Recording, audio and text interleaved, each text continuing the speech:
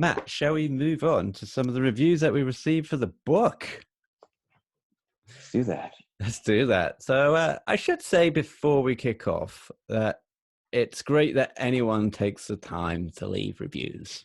And we appreciate not only people buying the book, obviously, but people then going the extra mile and telling us what they think, even if they think it's naff. So I'll tell you what, let's start with a positive one, and then we'll work our way down. And this one is 5-star, not my words, Matt, but the words of an Amazon customer. Wow, what a great book. So insightful and full of informative illustrations. I read it in 2 days. It flows and I couldn't put it down. Highlight was easily that they got the E in Fabergé right. So we got the little accent in it. That was the little running joke I've just realized about how we had to go back and forth from the proofreader because they couldn't quite get the accent on the E of Fabergé. That was, do you remember that? Yeah, those accents can trip up people.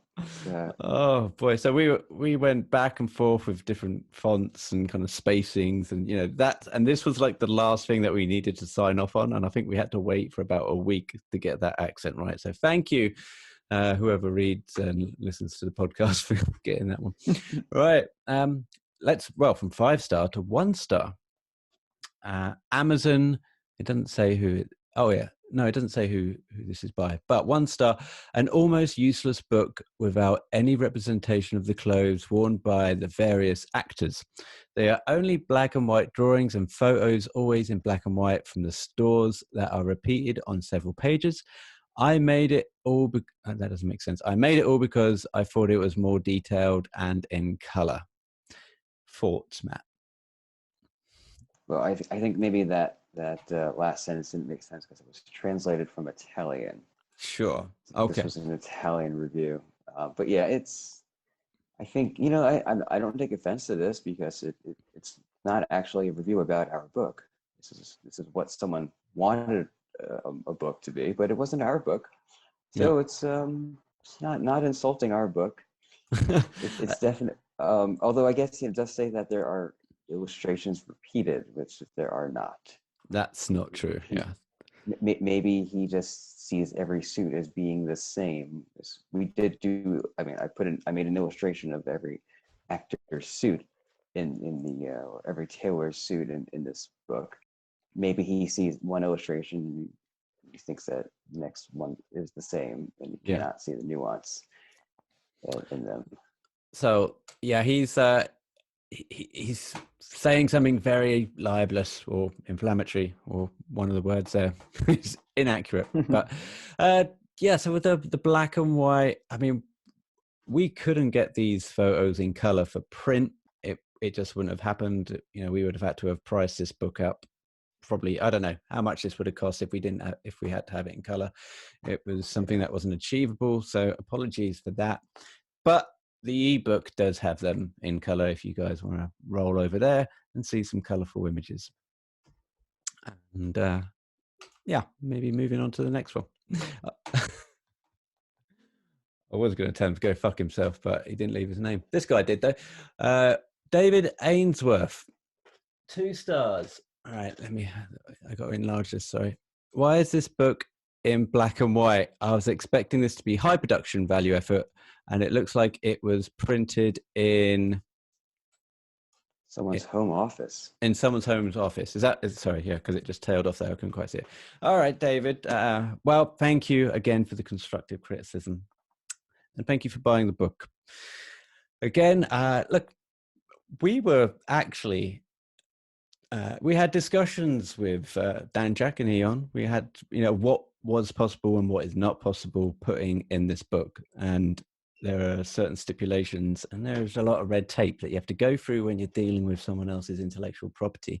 And we came to an agreement, and this is, the book is the proof in the pudding of that agreement. And I'm sorry that we couldn't get it to a standard that you would have liked. But the illustrations, they're all original. So, Matt, you slaved over these illustrations, all of these, and all the pictures as well, that we should say, the photos of the actual shops. These aren't found I mean, anywhere. Pete, you took fantastic photos, Pete. I think, I mean, I love the photos in the book. I think it's a great way to visit London. You know, you can go see these different shops in London where the magic happened. And you know, because I remember when I first went to London, I it's not easy to find, you know, like even when you have an address, it's not easy to find the building you're looking for. Yeah.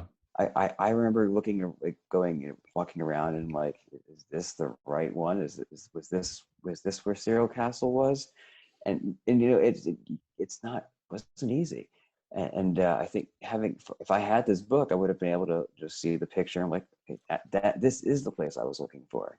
Yeah, because not every building on the street is numbered, and there's a lot of streets No. that actually have the same name as well. So you could find yourself in a completely different area. In fact, on the way to Burlington Arcade the other day, I took the book with me in case I needed to get some signatures, because I'm building up a little bit of an autograph book. I've got David Mason's in there, Mary Frank Foster, Leslie Haynes.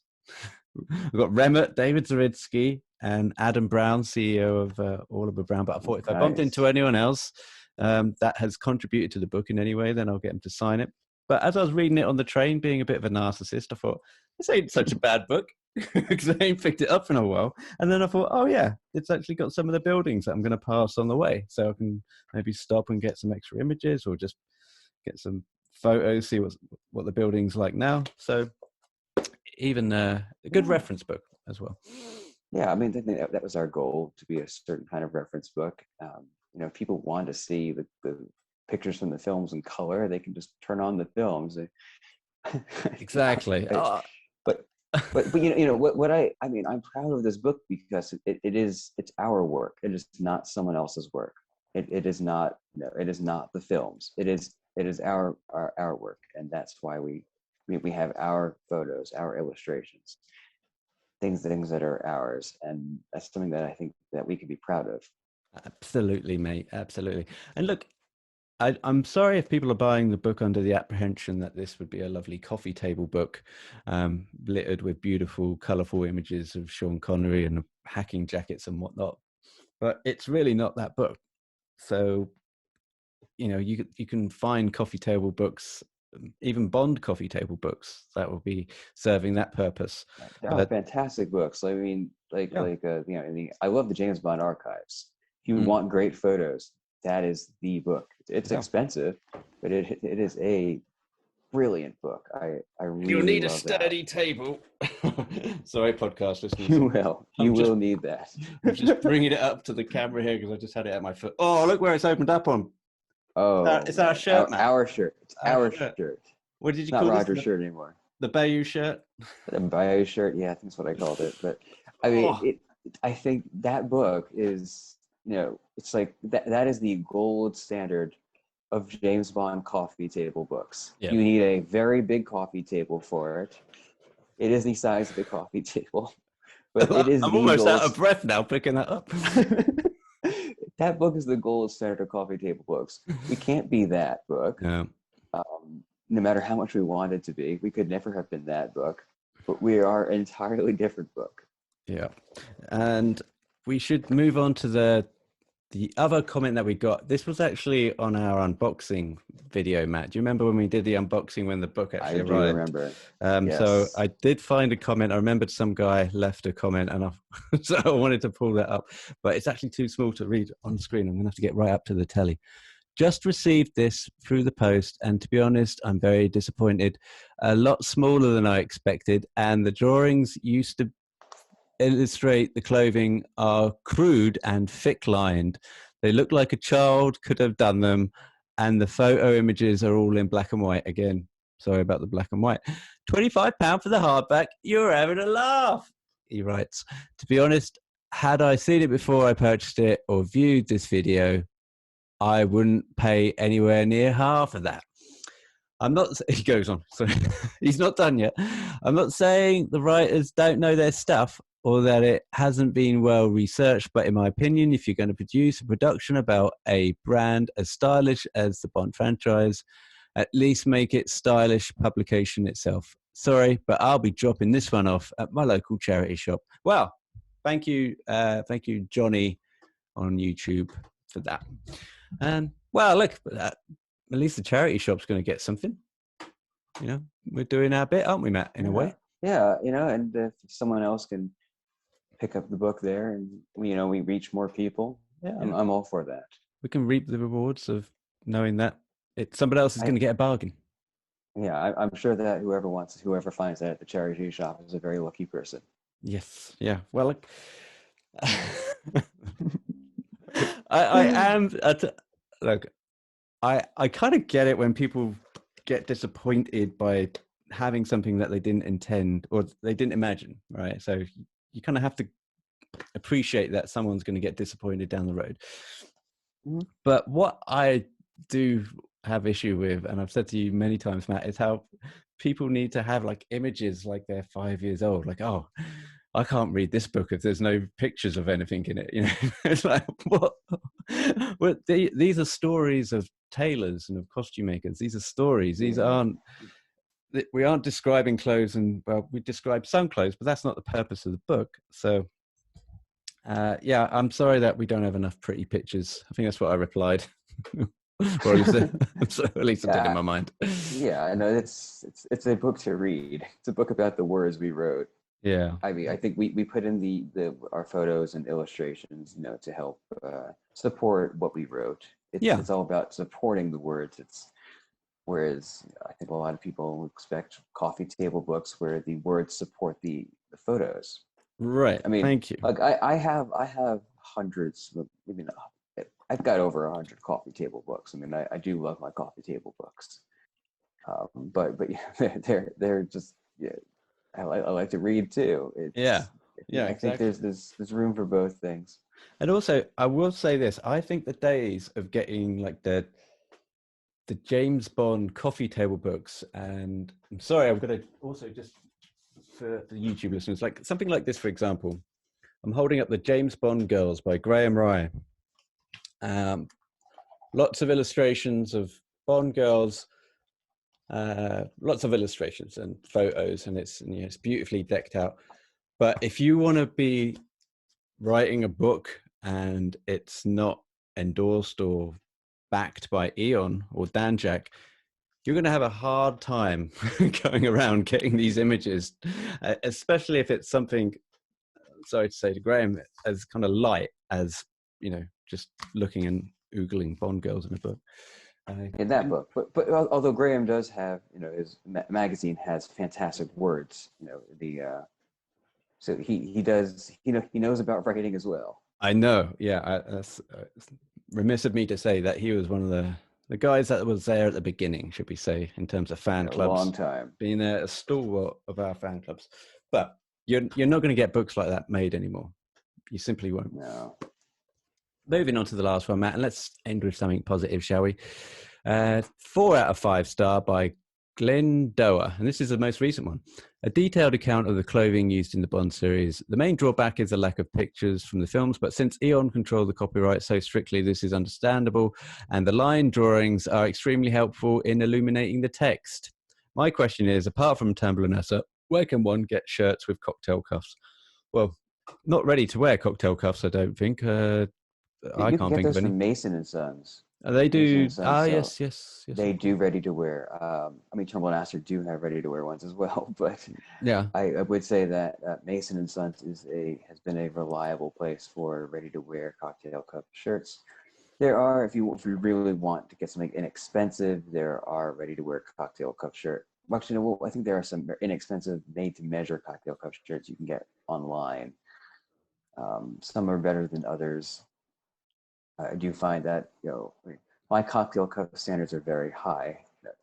Because I have Turnbull and Astor and Frank Foster cocktail cup shirts.